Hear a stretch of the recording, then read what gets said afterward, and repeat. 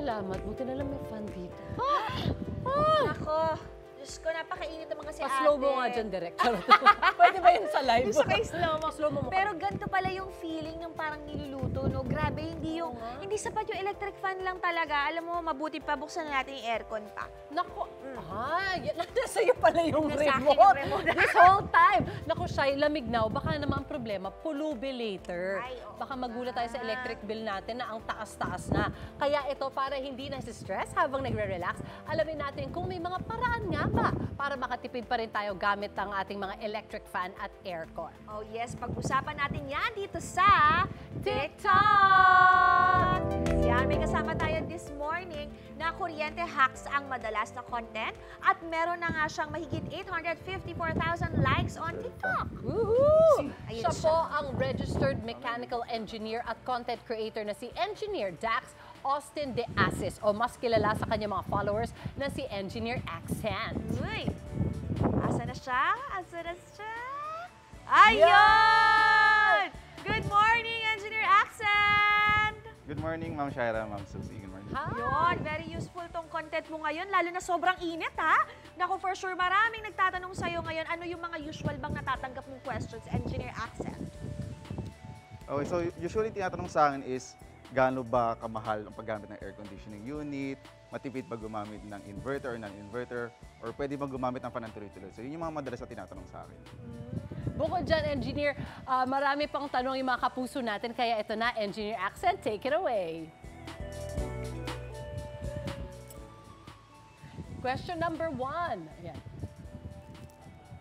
Okay, so sabi nga ng, question number 1, kung mas matipid nga ba gumamit 24/7 ng inverter na mga aircon? So, ang talagang sagot dito is, yes, mas matipid gumamit ng inverter na aircon as compared sa non-inverter na aircon. Alright, question number 2 naman, Engineer Axel. Sobrang init talaga, kaya ang electric fan walang patayan. Pwede ba itong gamitin ng tuloy-tuloy? Yes, pwede gamitin po itong tuloy-tuloy ang ating mga electric fan kasi nakadesign ito for 24/7 given na well-maintained ito and malinis yung mga electric fans natin. Oh, okay. Next question. Paano po may iwasan na mag-overheat ang electric fan at aircon ngayong mainit ang panahon? Good question yan. Okay, so let's start first with the air conditioning unit. So ilagay po natin siya sa shaded area para mas less kuryente ang nagagamit niya. Panatiling malinis yung mga filter ng mga aircon, mag-consult po tayo sa mga technician. For the electric fans naman, panatili natin malinis yung mga rear and front guard natin, less yung mga buhok or yung mga alikabok para maiwasan ang overheat. Okay. Good reminder na kailangan magpalinis na ulit ng mga aircon natin, di ba? Jong, puntahan mo ang bahay namin. Yung isang cameraman namin dito, siya ang aming tagalinis ng aircon dahil business din nila. Ako, ito last question. Tips naman po dyan para makatipid sa kuryente ngayong panahon ng tag-init.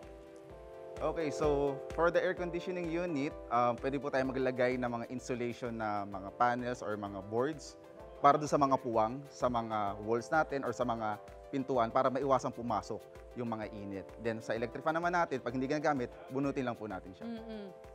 Okay. Kasi minsan meron pa mga ghost, yung parang tinatawag na kasi nakasaksak yung mga appliances.